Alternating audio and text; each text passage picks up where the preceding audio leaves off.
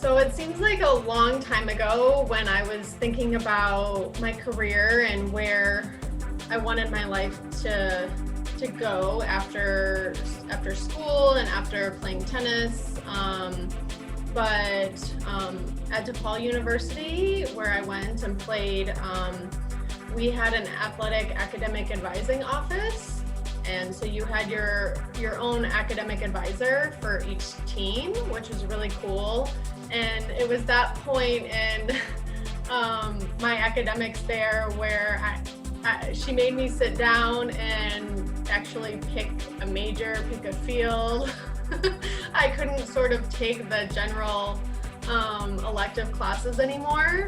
I thought for sure I was going to be a lawyer and go to law school. A lot of the classes I took as a freshman were law-related classes. So I ended up just using those as my electives and, I don't know, classes that counted for whatever. But I remember just looking at every sheet and every major that I was interested in and thinking about, okay, what do you want to make a career out of? And what is just a hobby or an interest?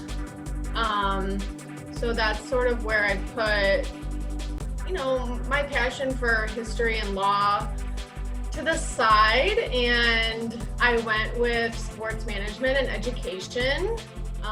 So I got a dual degree in education and business, and I just felt like with whatever I did in tennis or in sports, that was more than a hobby like law was. It was my passion, my life, what I wanted to do. They always ask you in an interview, right, where you see yourself in 5 years. So that's where I was trying to do that day in my academic advisor's office. It's just, kind of differentiate between what's a hobby and what do I want to do every day for the rest of my life. So I knew hands down that tennis and just working in athletics or sports would be that for me. So that's how I sort of geared the rest of my academics at DePaul. And then, looking ahead into grad school, I knew that it was not very likely to get a head position or even an assistant coaching position right out of college with not much coaching experience more than teaching in the summers, I guess, or, just sparingly. I really just didn't have, enough education and experience to really take on, the challenge that it is when you're coaching a team and all these individuals. So I knew I wanted to go to grad school. I also have always thought of myself as sort of a nerd. If I could stay in school and get like 5 more degrees, I probably would. I've always liked being in school, especially college and grad school. So I would have stayed there if I could, but I knew that's where it would take me, and I could sort of continue to develop my love of coaching and tennis and gain experience as a grad assistant while also, getting an MBA degree, which sort of related to the business degree I already got as an undergrad. So that's really where I thought my next step would take me towards my path of collegiate coaching. And it was there at Berry College in Rome, Georgia. It's now where the ITA Cup is held.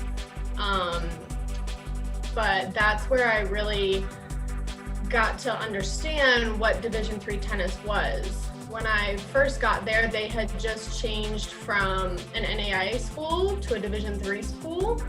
And that's where I really figured out that Division III is where it's at. You can, pursue any and every academic degree and opportunity that you would like to, while also playing the highest level of college tennis. So I think it's really the best of both worlds. And I will admit that before going to Berry, I really did not know much about Division III tennis. You know, when I was looking at schools and my friends and juniors, you played Division I tennis and got a scholarship, or if you weren't good enough, you would just play club tennis at your school. So the fact that there's all these different divisions just really wasn't as popular, I would say, back then. So I really didn't know a lot about Division III, and there at Berry, I guess, is where it just fell into my lap.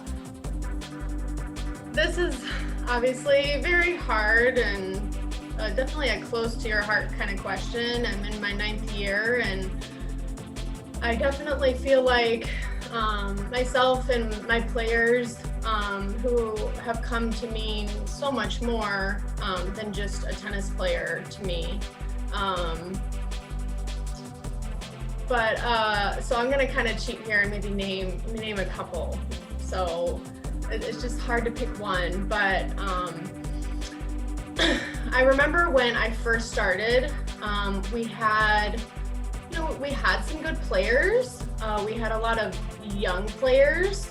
We had a very strong freshman class my first year coaching, and a very hardworking and committed senior class, but not a lot of players in between that. So it was a little bit of a interesting dynamic between the kind of the young and old on the team. But I just remember our first couple matches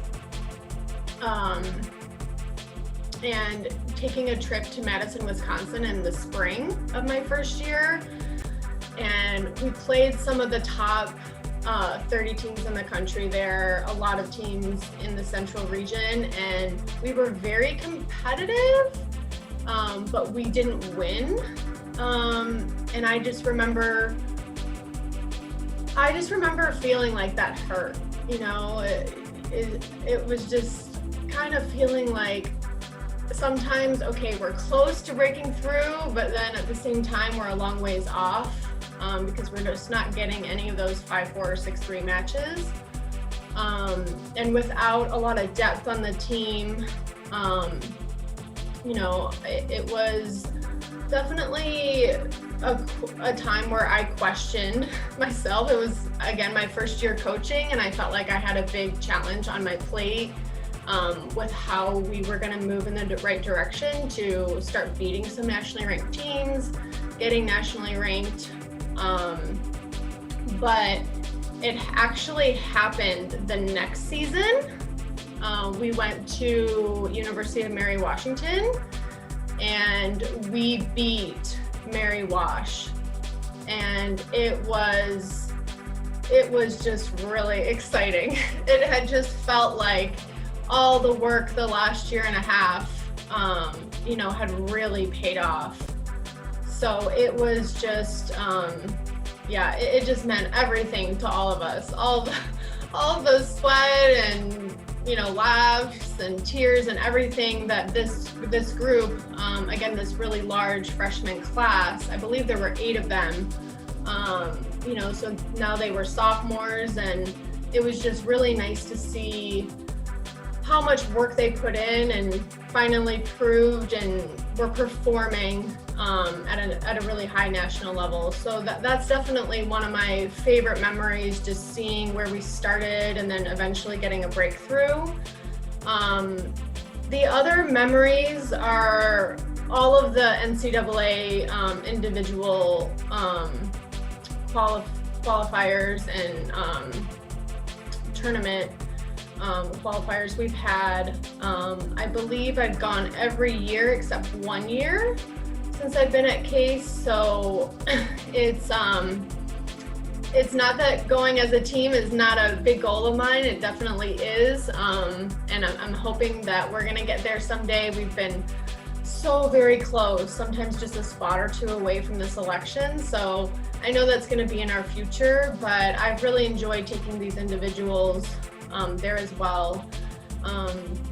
The NCAA draws are very small, so to make NCAAs as a singles player or doubles team is really remarkable, and you have to have almost a perfect season to make it. So the consistency that you have to have all year long is really great.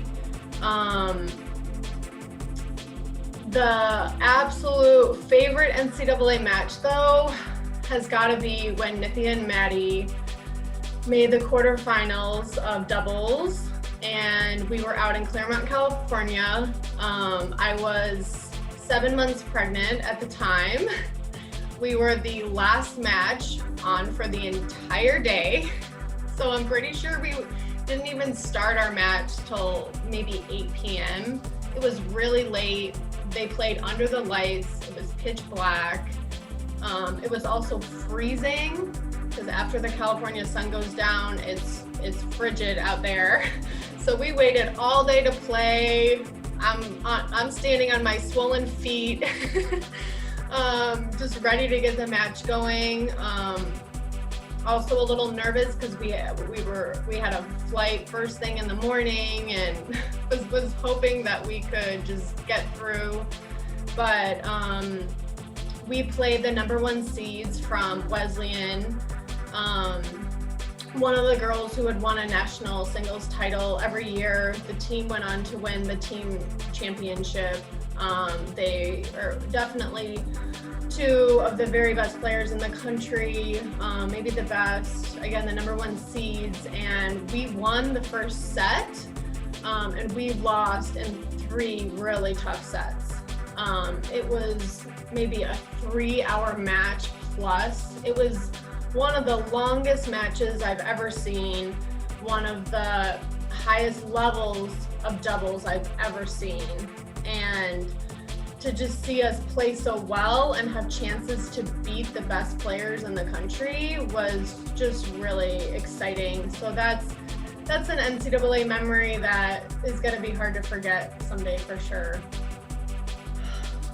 So I'm going to cheat again and name more than one person. It's just hard to just narrow it down to one person, because I feel like, just like with everybody, so many people contribute to your success. But I would have to say my parents. My dad was always an advocate of me playing sports growing up, and he took me to a lot of tournaments. My mom is a tennis instructor, so she's definitely the reason why I found a passion in tennis specifically. I did play a lot of sports growing up, but ultimately just found my love for tennis. So I definitely have to thank them and know that they are a big part of getting me where I've gone in my life. I would say the next part of this answer is my college coach, Mark Artizone, because of him and the experience I had at DePaul. I probably would not have chosen collegiate coaching if I had not had that. So if I had if I had just not been a good fit or transferred or just not enjoyed it, not enjoyed his coaching and the team culture that he sort of developed, I don't think my passion for coaching would have grown to what it has.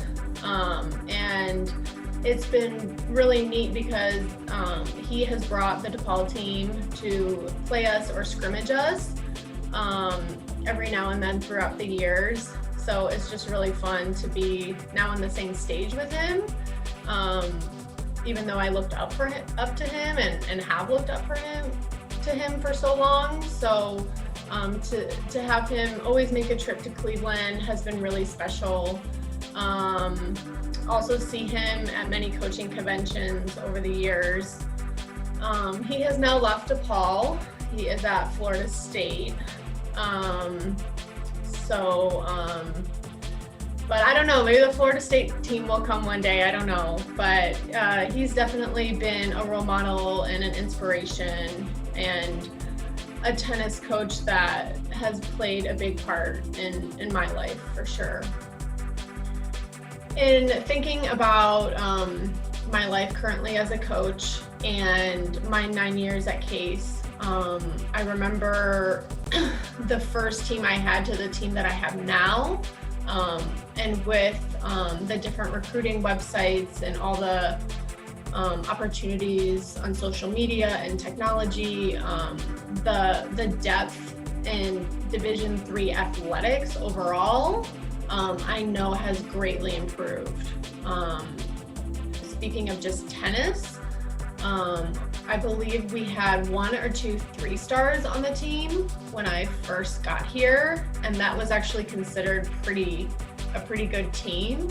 And now, you see teams that are barely in the rankings that have almost all 3-stars on their team, and they're barely ranked. So just the level of athletes choosing Division III, of any sport, I think has really improved in the last 5 to 10 years. And the depth in Division III athletics is just so much stronger and deeper.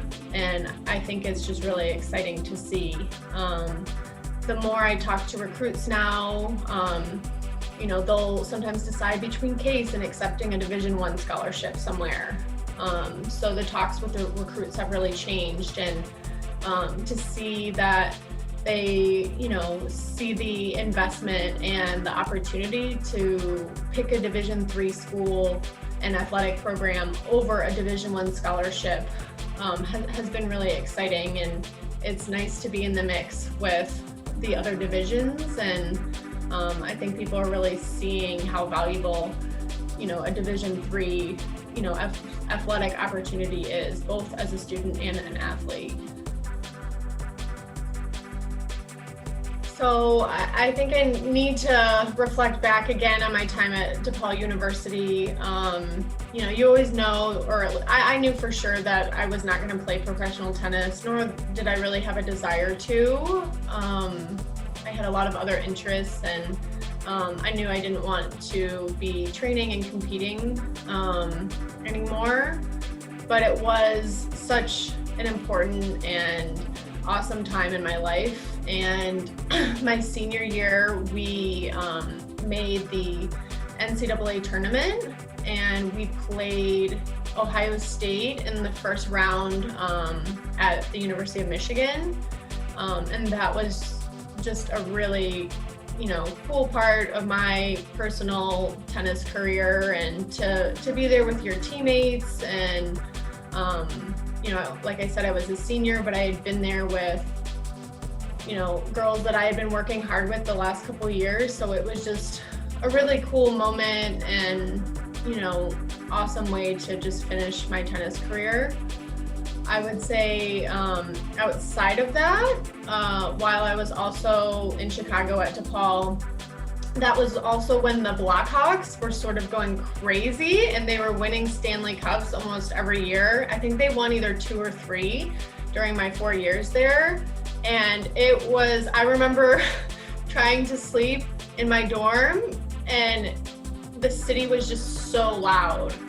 I mean, even in Lincoln Park, not downtown, people were just going nuts. It's a really fun sports town, and they love their hockey, and they love their Blackhawks. And being there for the couple years where they won the title, going downtown to see them on their sort of victory parade, even though I'm definitely a Cleveland girl at heart, but I was born in Chicago and went to school there, so I do have a love for Chicago sports teams as well. And I just felt like being a part of that at a young age was really neat.